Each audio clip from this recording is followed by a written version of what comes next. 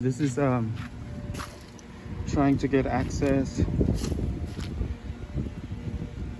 or locating the EVAP canister for the 2010 Scion XD, and I think it's same with Yaris brand or model, as well as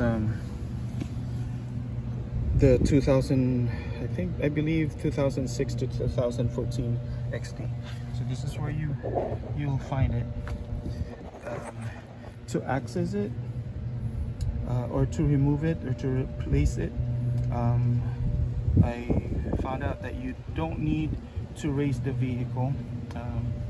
You can actually just lay a cardboard under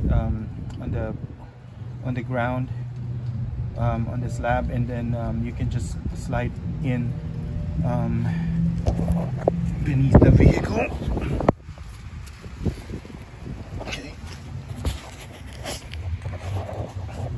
there we go.